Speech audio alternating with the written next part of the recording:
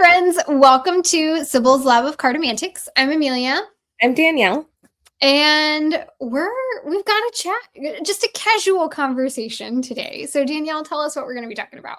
Our casual conversation is in the spirit of a monthly retrospective. We're going to look back at how this month has shaped up so far. We're kind of 3 weeks in, but it's a busy 3 weeks.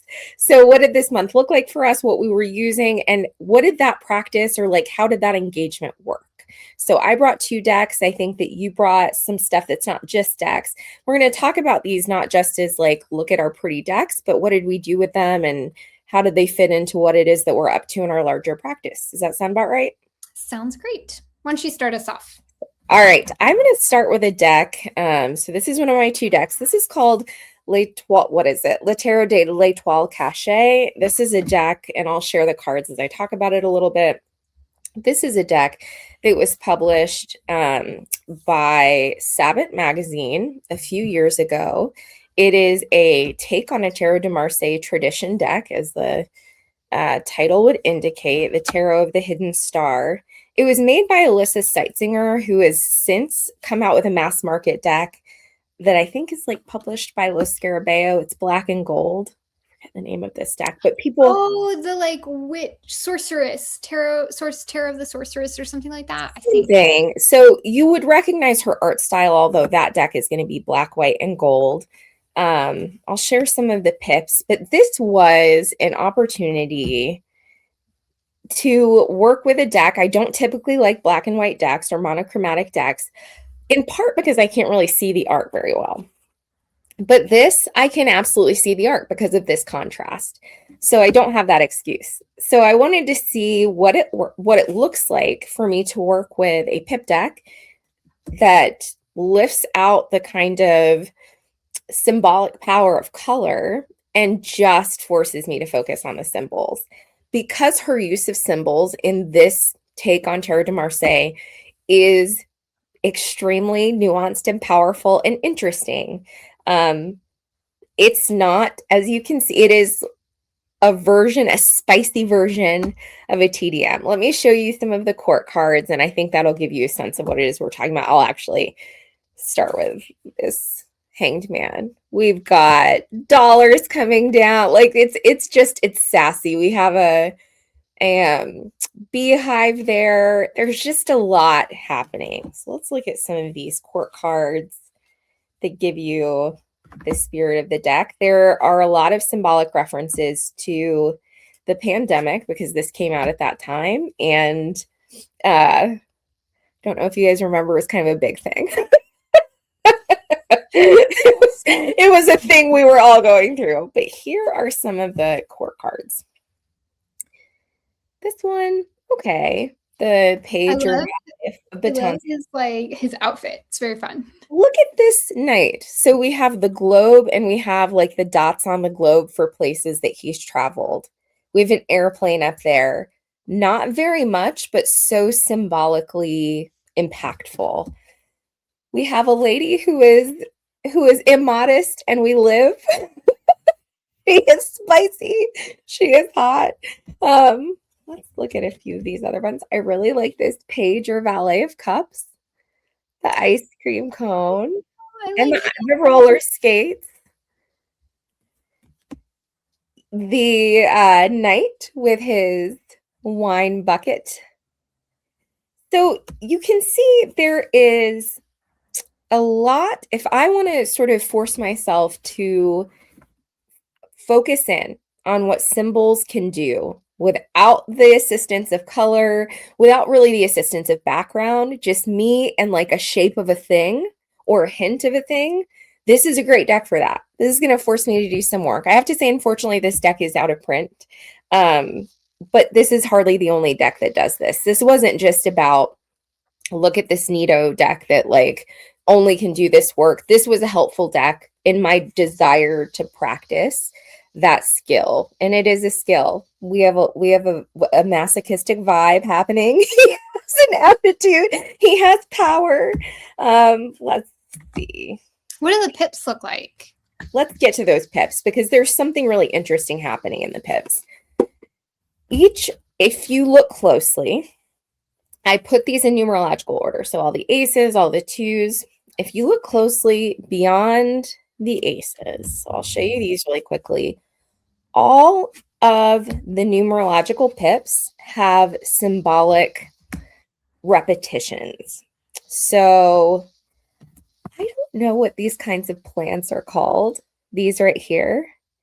Oh, pitcher plants. Pitcher plants are They're on carnivorous, right? Say again? They're the carnivorous plants, right? Sure. If it's what I'm thinking of, it's the carnivorous plant. It's not named in the guidebook. I am highly frustrated by that. I was like Googling all over the place, but the pitcher plants are on all of the twos. Okay, so here we have our twos. If you're not looking closely, it's not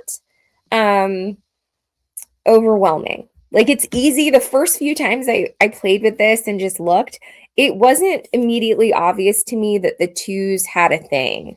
Or let's look at all of the threes have some version of fire, like a kind of fiery something. But let's look at a more obvious. Look at this three of coins. It is like a pips with feelings, sort of. So much, but without the color, because usually pips with feelings, I really lean on color, and without the dramatic feelings. So all of the fours have columns in some way. So let's look at this very phallic split column. This is let's look at our four of cups with our column there. We have our four of swords and its use of a column here. And we have our four of coins. And if you notice, everyone's wearing a mask in this because we are in the year of our Lord pandemic 2020. All of the, I'll share a few more. All of the sixes have an oyster and a pearl somewhere. So interesting. It's something I sat with and did some journaling with this month. The six has the mirror and the oyster and pearl. This also, the six of cups has a mirror and a pearl. All is vanity, I think that says in Latin. The six of swords has a broken mirror. And I don't think that the six of coins has a mirror at all. I think it's just the oyster and the pearl, but it's like a necklace. Huh. I'll finish with this one because this is the first time I noticed, like, why are there loudspeakers on everything? Like, the sevens all have loudspeakers. We don't normally see that on a six of coins. So, like, I hadn't noticed before I saw this, like, oh, there are repeated symbols. This lady's a genius. I didn't just notice it this month, people. I've had this deck for years, but I had it too many weeks to not be a little ashamed. Was only just noticing these repeated symbols. And our seven of coins has tires with our loudspeakers. Is that what it's called? A loudspeaker? The thing you use in front of your mouth? Something like that.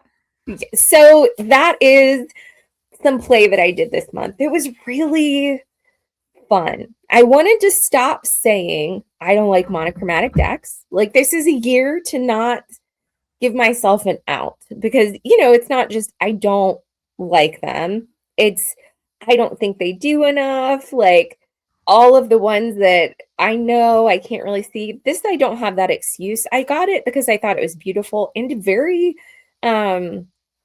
visible. Like, I can see everything that's happening on the cards. So why am I avoiding this and what can it do? So I wanted to see what it could do. And it was so symbolically fun to say, like, what's happening with these mirrors? Or why is everybody yelling on the sevens? Or like, what is with that masochist page of swords? So what do you think? I don't think you know that deck, right? What are your thoughts on that? I don't. That's fascinating. Yes, I definitely, to me, that feels like such a pips with feelings sort of situation.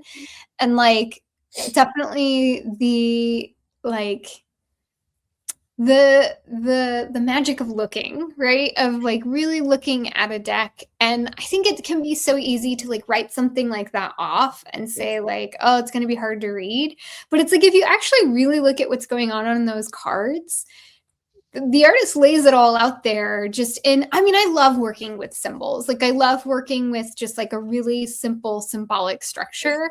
And I love the idea of like symbols evolving, you Yes. know, like we definitely have our Rider-Waite-Smith and Thoth, like our Golden Dawn symbols. But I love it when symbols kind of like, or the symbolic language of a deck kind of moves out of that and into like, what are everyday symbols? Like what are symbols that like the people of this time can relate to and can like, what can that communicate? To me, that's why I love Lenormand so much, is because Yeah. it really is such a like, here's a clover, it means good luck. Like, and it's, you know, this kind of like universal, this idea of universal symbolism. And so I love, What are your insights about the symbol of like the 6 having the repeating? Because this is the only thing I don't love about the guidebook. There's such explicit employment of those repeated symbols and such non-reference to that in the little guidebook. And the guidebook is kind of cute. Like all of the majors have these page-long descriptions. It's a little difficult to read, I have to say, but I'm not using that out. But all of them have hashtags. Not the minors, though. The minors do have descriptions, but not very long and not explicit references to all of the 6s have, you know, this very clear symbol. So I had fun figuring out what a loudspeaker means across the story of the different elements. And I actually appreciate it that the guidebook didn't insist that they mean one thing. But it was a journey figuring out like, what does a mirror and an oyster and a pearl, a half broken mirror and a 6 of swords do versus the oyster and the pearl in the middle of like, you know, a wrapper chain necklace and the 6 of coins. You know, what are your thoughts about that, if any? I mean, I think it's one of those things that it's like, I think that's where we get a little Jungian with how we read tarot, and that it kind of reaches into an understanding of like, to me, yes, I fully understand wanting to go to the guidebook and being like, okay, what does this oyster have to do with the 6s? But I also think there's something that's so, I don't want to say intuitive, because I think it more just like reaches into like a universal language. You know, I think we all kind of have this understanding of what an oyster and a pearl is. And I think here's where I actually think it's good that the guidebook doesn't mention it. What was I reading recently? I feel like I was reading Joseph Campbell recently, and it had me thinking about like our role as tarot readers in the like interpretation of story. And you talked about this in your video, your literature video, about like, you know, there's story, but then there's also the like the viewer of story, the like in like how that is an important part of the equation. And so I think if the artist were to say, this is what all of the oysters and pearls mean, you wouldn't be able to like bring your own stuff to it, you know? There is something really universal about a broken mirror, right? Like it brings bad luck or whatever, at least, you know, in like our part of the world. But also you might have something that you bring specifically to what that broken mirror and that it's half broken, and there's so much. Yeah, and like, you know, the like the blowhorns, or not blowhorns, but the 7s, whatever, loudspeakers. The 7 thing. You know, you bring to that something. And I think, I mean, that's what I was trying to get at with the like the structure of my Marseille learning intensive, is like symbols have a certain universality to them, but we also bring our stuff to that, and that stuff is really important too. Yes. And so I think not being given everything makes room for us to bring our own stuff to that. The last thing I'll say is that I have to tell you, because the guidebook didn't mention all of the 7s have this or whatever, I thought I had cracked the code to like Coca-Cola. All of the 6s, you know, all the 4s have like pillars. I was like, I have figured out tarot.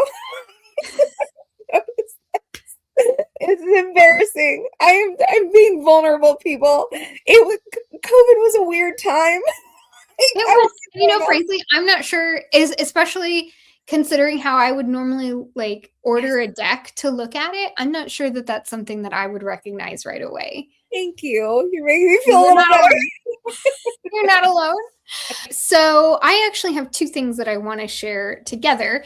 So a couple weeks ago, I made a whole video about like, this is the year that I'm going to figure out Oracle. Like and I'm going to figure out how I want to use like, and the different structures of Oracle, because I think there are so many different types. And I want to figure out like, what's the one that works for me or the ones that work for me? And how do I want to use them in a way where they're actually participating in the reading and not just kind of like acting as a keyword floating off to the side or whatever.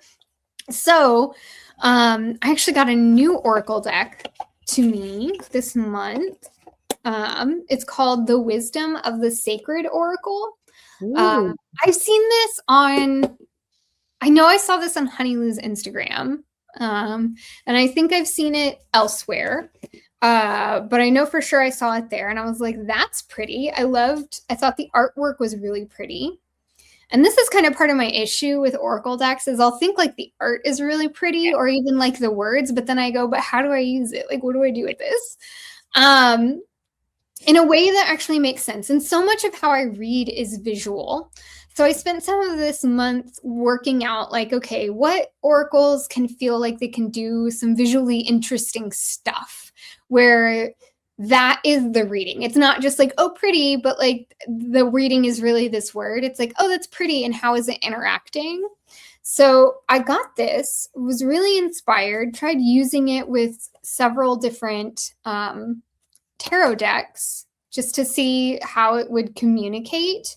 It communicates really well in a like in reading with itself. Like there's a lot of color to pick up on. There's a lot of like little symbols that the creator has embedded in different areas. And I didn't say the creator. The creator is Judy Linfredi, I think is her name, Linfredi.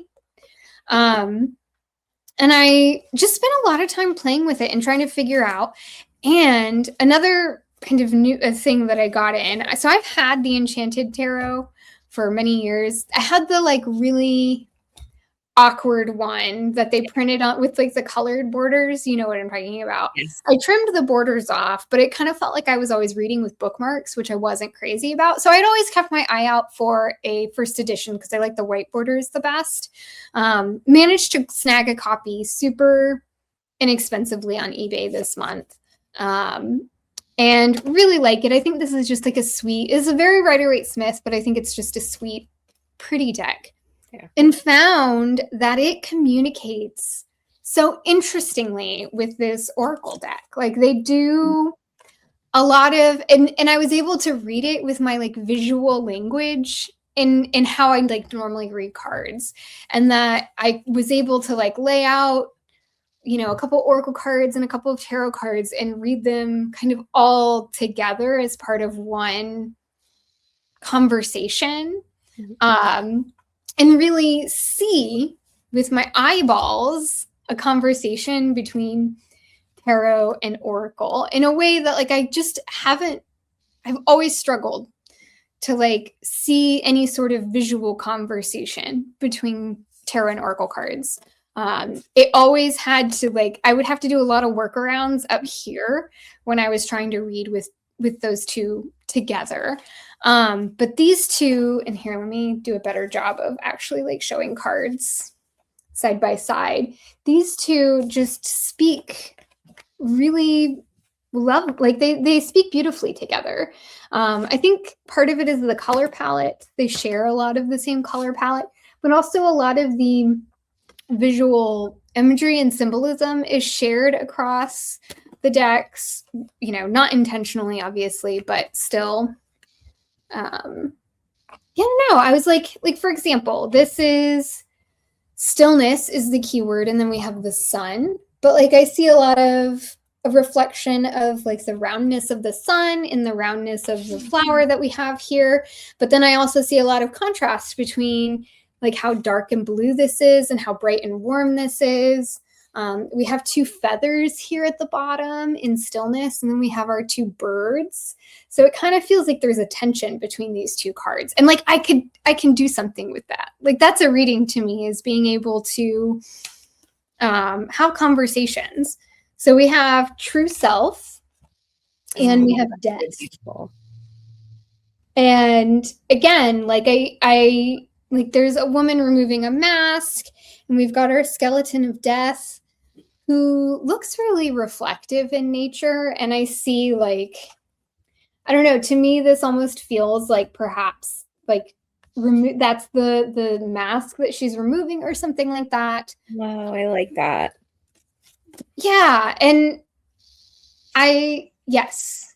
Do you notice, so do you in your practice feel like decks have certain kinds of voices, like certain registers of voices? And do you feel like these 2 voices, when they come together, have their own different, like a kind of third thing, or are you hearing their distinct messages? Do you know what I'm asking? Yes. You know what I felt like with these 2 in particular together was that their voices remain distinct, but they were able to communicate with each other. I like that. Like I wish I could like find all of the cards for it quickly, but I don't think I'll be able to do that.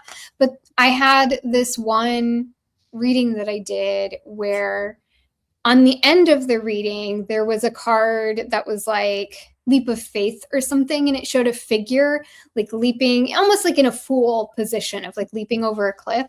And then the very next card was the world card from the Enchanted Tarot.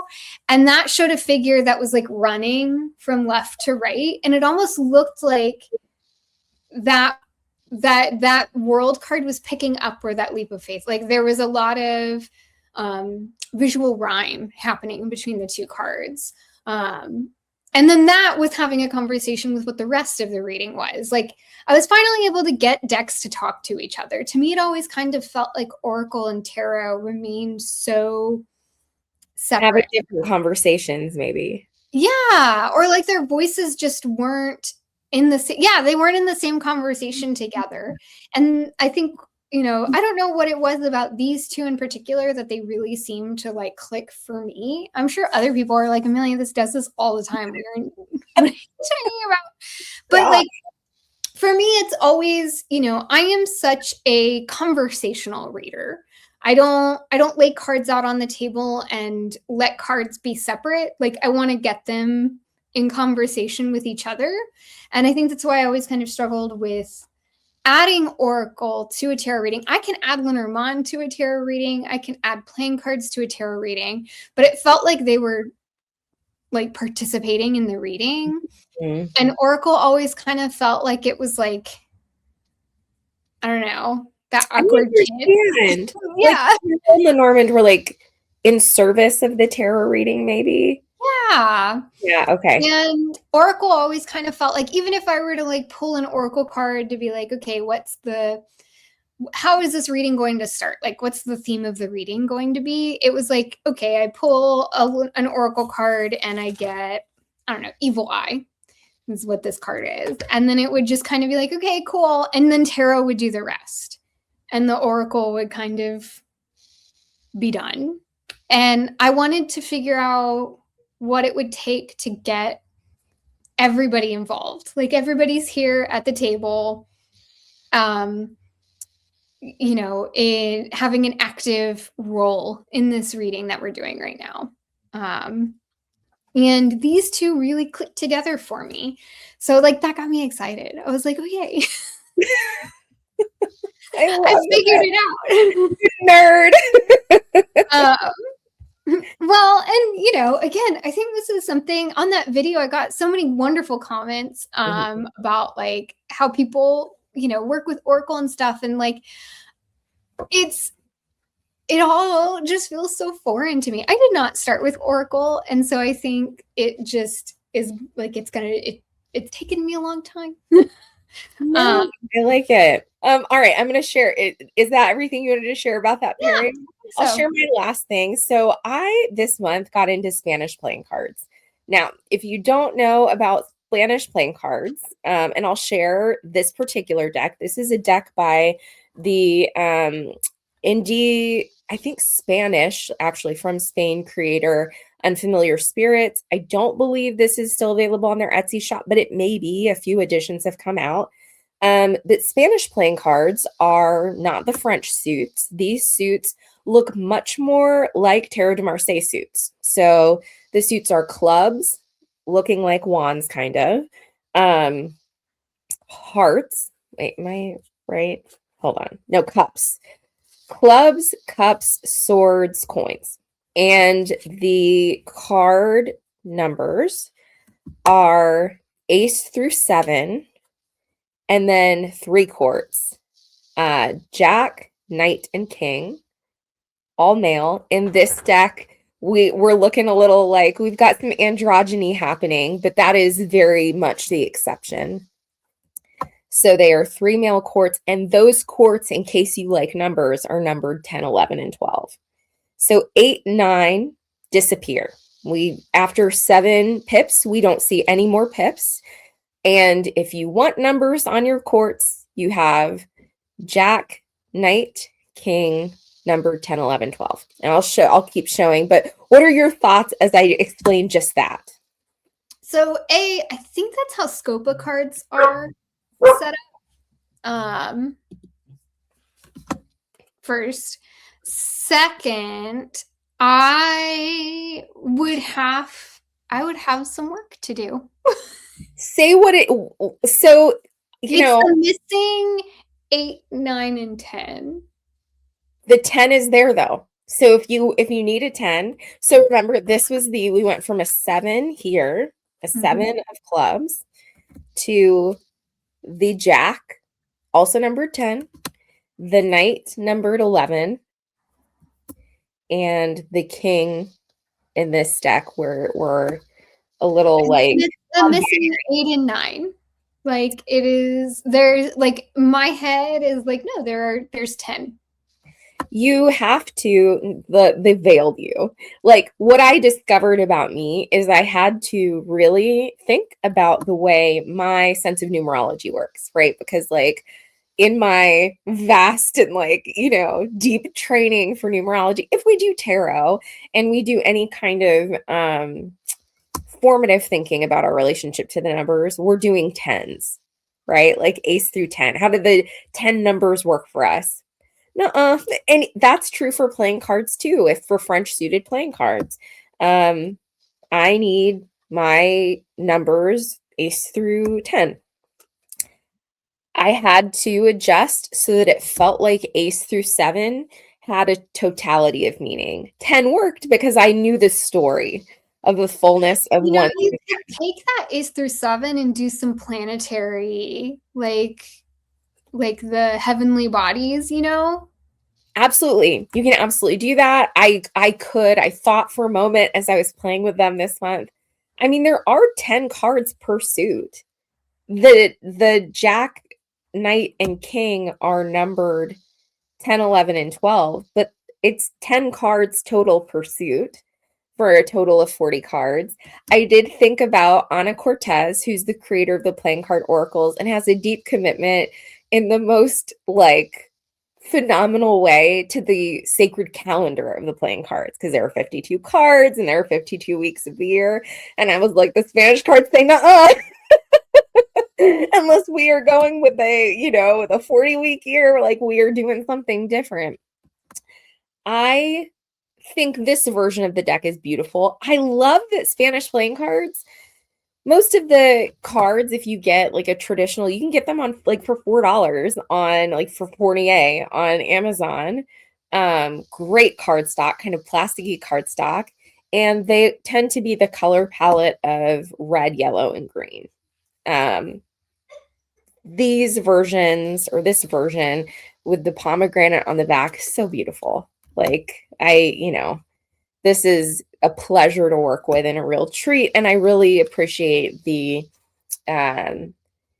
gendered elasticity of these courts, because it's kind of a lot to just have like 3 men in your court. I don't don't know, as a reader, it feels a little imbalanced. But I did get to bring in some of my fun in reading the symbolic play between Tarot de Marseille pips, because we have like swords here and batons or clubs. It was fun to play with those tarot associated suits, for me, tarot associated suits, and the playing card genre. And it was fun to redefine Ace through 7. It was fun to think about this very different history of playing cards, and to think about this tradition of fortune telling. So for people who are interested in the tradition of fortune telling and playing cards, this kind of playing card fortune telling is what you're going to find in most Spanish colonized countries. So if you go to like an old school grandma fortune teller in Puerto Rico, she's going to have a version of Spanish playing cards and do fortune telling using those playing cards.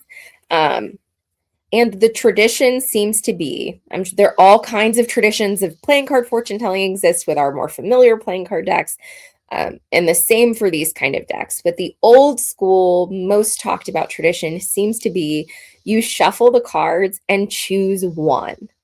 Like, there's not a spread. There's not 3 laid out. You can do that. Of course, it happens. There are readers who do that. But the prevailing, like, I come in, I have a question for the day, seems to be like a card a day vibe.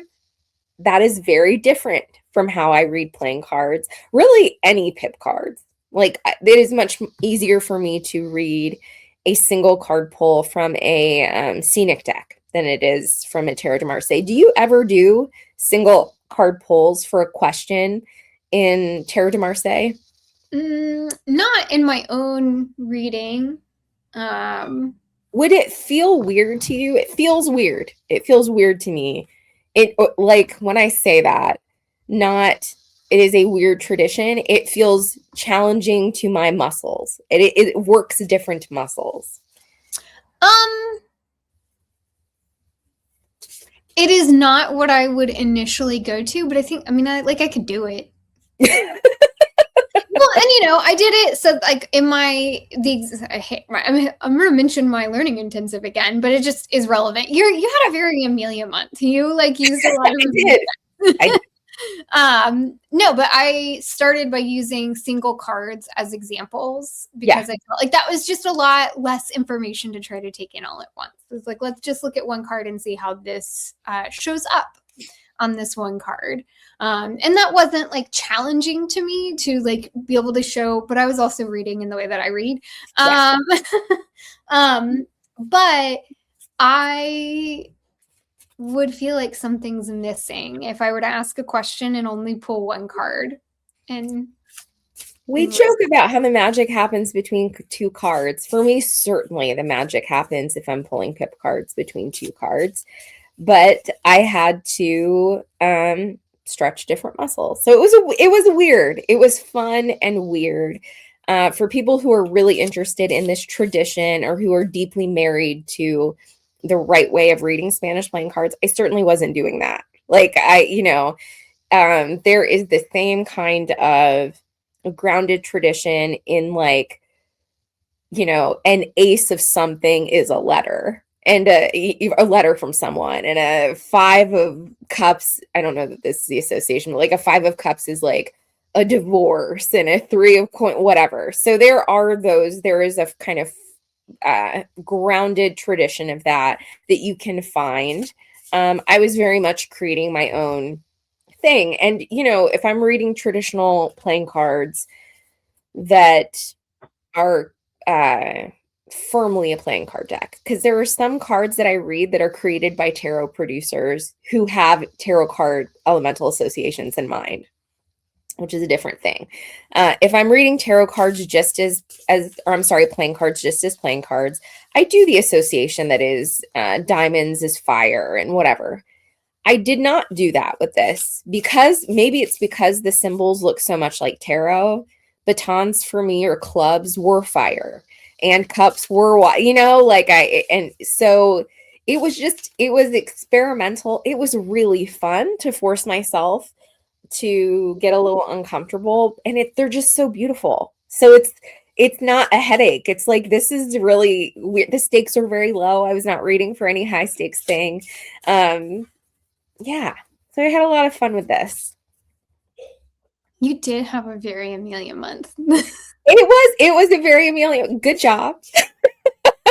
Good job. I really recommend, though, people are interested in me doing a video on this kind of deck or this deck in particular, let me know, because I really did come up with something that works for me. I feel like I have a sense of the aces through sevens as a totality of storytelling. And I know a little bit now about the history of Spanish playing cards. And if you're that kind of nerd, you may be interested. Or maybe it's just me, which is like totally fine. My dogs are forced to listen to me talk about this stuff. You don't want to listen to me. So that is my second deck for the month, my interesting and weird practice and investigation for the month. What was your second deck, third item? Okay. So the next thing I want to talk about is, again, continuing my like Oracle exploration, is the Tantra Dakini Oracle, or Secret Dakini, depending on which printing.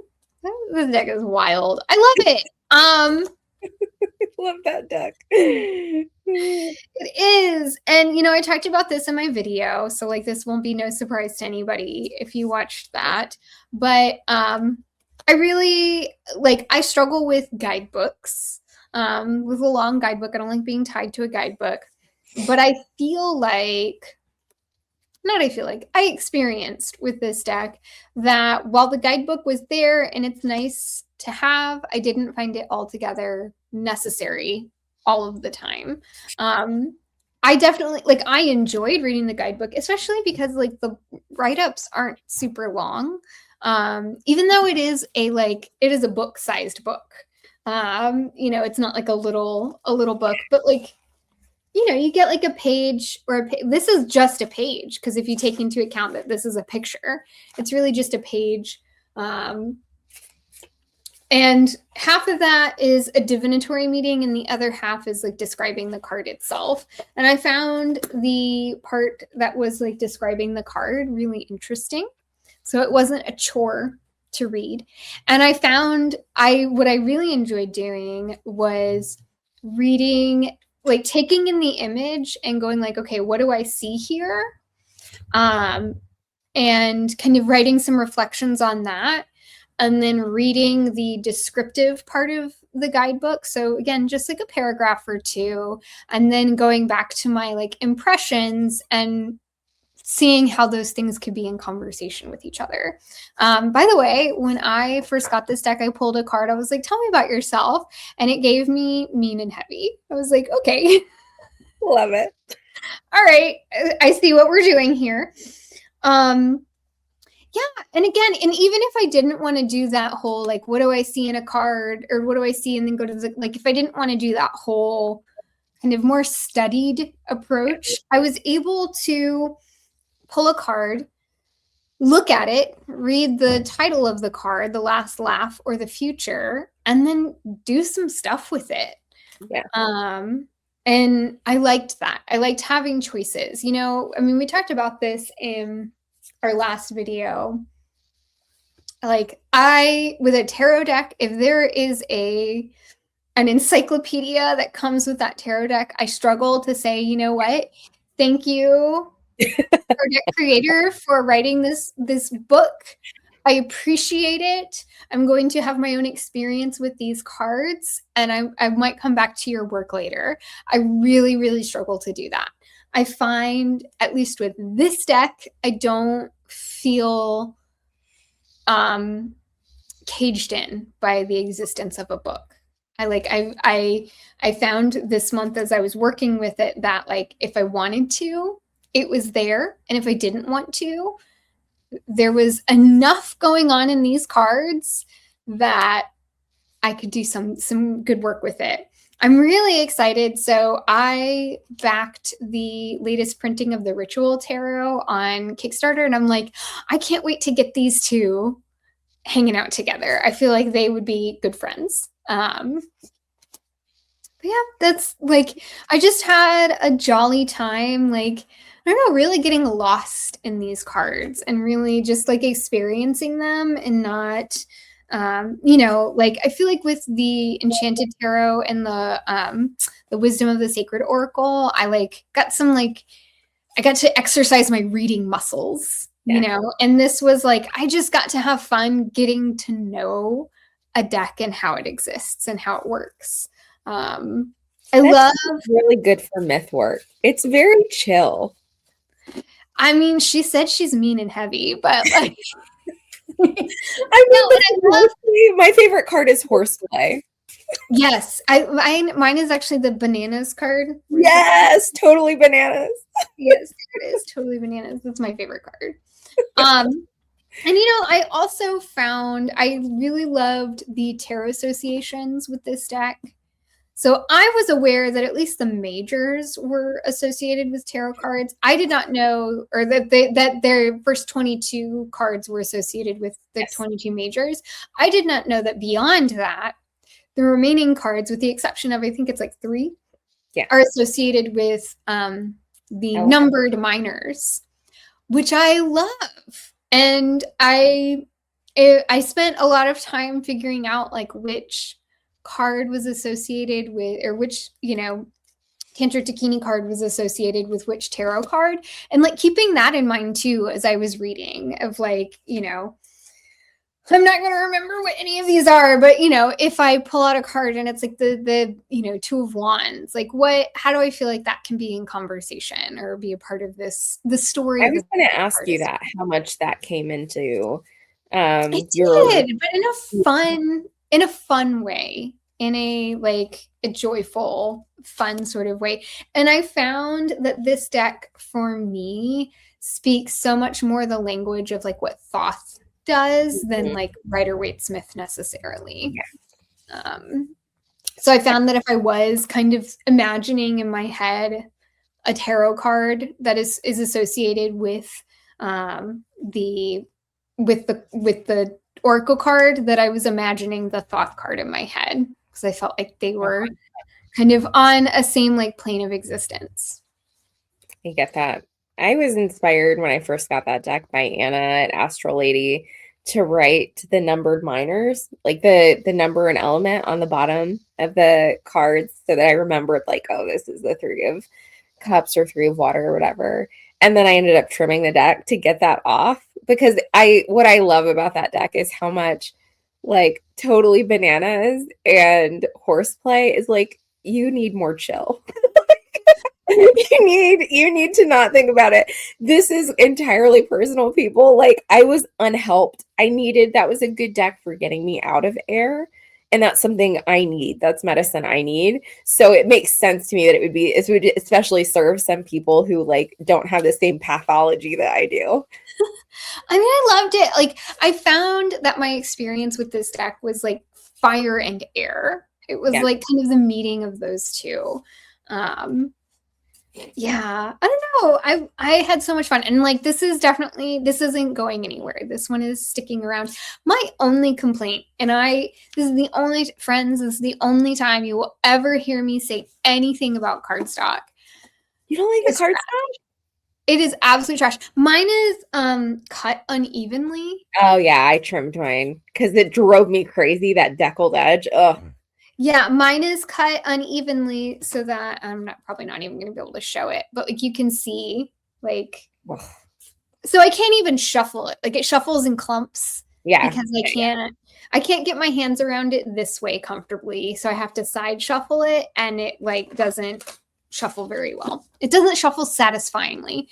And it's the only time you'll ever hear me say because I normally don't really care about cardstock all that much, as long as I can mix the cards up somehow, but I don't feel like I can functionally mix the cards up very well with this deck. So I think I might end up doing a little trim on her just to get her even if I don't take off, because I kind of like the white borders, so I might just take off like a hair. Yeah, I kept the white borders. I just it's the Virgo mother. It's the you just needed the clean edges.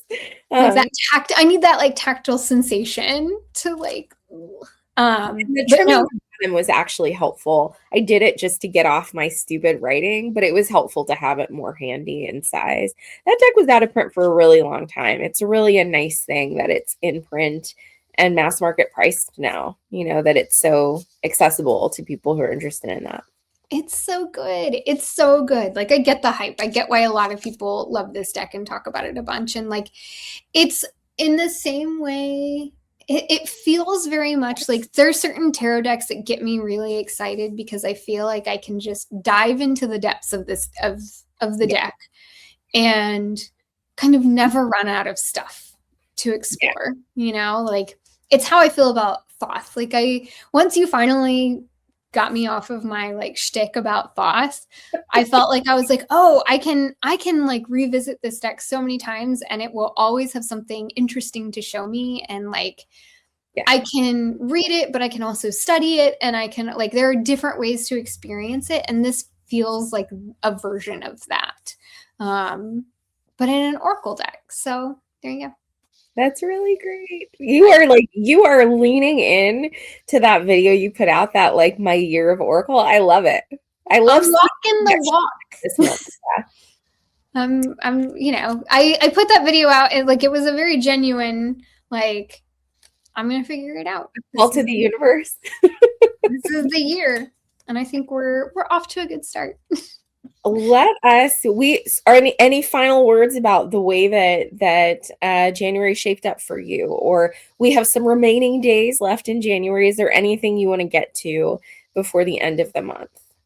No, I mean, I want to continue more on this thing that I'm doing. And yeah, like, I think it just, like, January is always such an interesting month. It can either be like a slog, or it can be, it's like I feel like my head is a little bit clearer after the frenzy that is the holiday season, because that can feel rather frenzied sometimes. And I think for me, January this year has been a like, I don't know, I feel like I like stepped into 2026 with like clarity and conviction and like a lot of excitement to play around and do fun things. What about you? Do you have anything else to say? I think I want to pull out one of my Spanish playing card decks that is the kind that you get like at the grocery store, so like the $4 like inexpensive, the one that you play games with, and lay that out on the table. Like, this was a real pleasure to work with because it is beautiful and created with care. It's the real work of an artist. But it's a part of a tradition that I'm interested in. So I want to get one of those in hands because there's something so fun. You shared with us, I remember when we did our Just One deck, and you were like, I'm bringing the bicycle playing card deck that you buy at the cash register. Like, there's something so great about the kind of grassroots democratic nature of this like $2 deck that you bring with you. So I want to indulge that a little bit and put some of the practice to work with that color palette. And they're the same organization of pips. There was nothing changed about that. This is just more luxurious and prettier. But I want to do that a little bit and play in that, because also it's easy. I don't know. I wonder if you feel this way. If some people feel this way. To be even more irreverent when you're learning a practice or playing with it. Like, you've got your $3, throw it around. I don't care if the dog accidentally steps on one of the card stacks. It feels, I feel empowered, or like I have more permission to be a little bit loose and more playful. So I could do with some of that energy as we wrap up the month. But otherwise, I'm kind of curious. So here's a question for the collective. Is anything you have in mind? This is what I was thinking for our question for the collective. Go for it. What is it that we should think about as we anticipate crafting a practice, an investigation, a journey for February? I don't really know what that answer is for me right now. I'm going to pull out my very beloved, fun Tarot de l'Étoile Cachée. Look at that. Look at that guy. I'm gonna pull a card from Tantra Zucchini. Because why not? They are not at all of the same artistic style, but they are of a similar irreverence. There is a, what is it? What is it called? A ball gag in the Ace of Swords. Like, look at this. This is some wild stuff, people. We got handcuffs. We got whips. Like, I'm here for it. Yeah. This is the sort of deck that you can get away with a lot because people don't know what they're looking at until they know what they're looking at, and then you have to apologize. Oops, sorry to an event, but I really, if anyone pays any kind of close attention, this might be an adults only kind of event. All right. So what should we contemplate as we craft our... Okay, and I did pull out the book just to figure out which tarot card, because I like knowing that. I don't know. Even if I don't do anything with it, I like knowing that. I got Blow Your Mind. I'm going to guess that's a fire card. Yes, it is the 9 of Wands. Ooh, okay.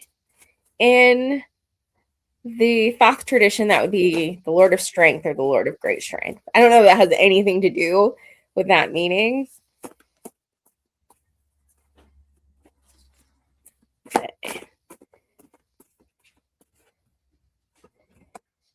We got La Justice. Ooh. Okay.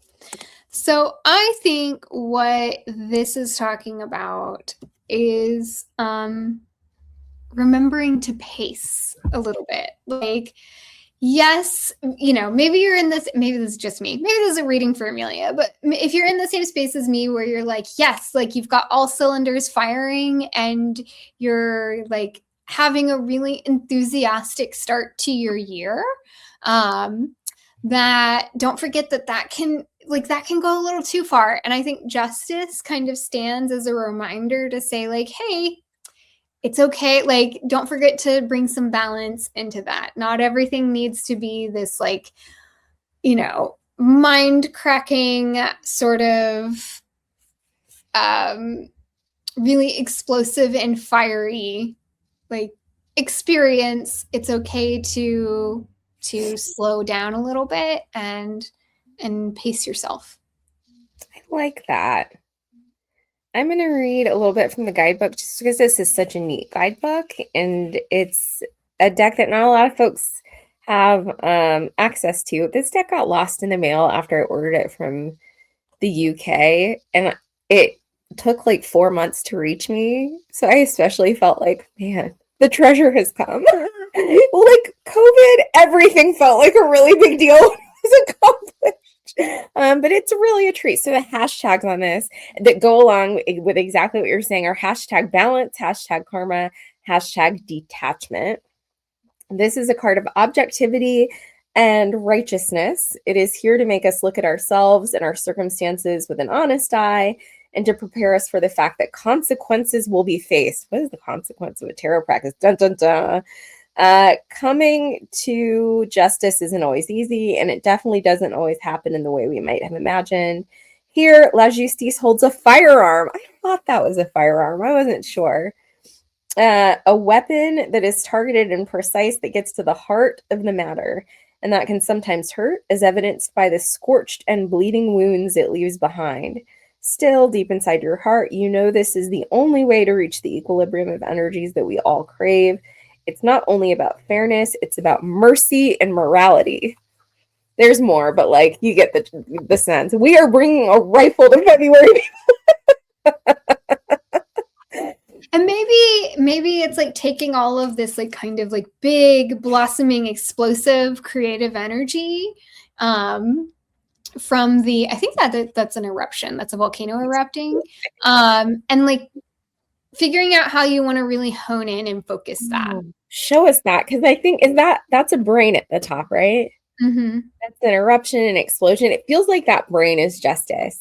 Like it's all erupting from the bottom, and then you have the measured, like common sense, logic, restraint on top. That's justice.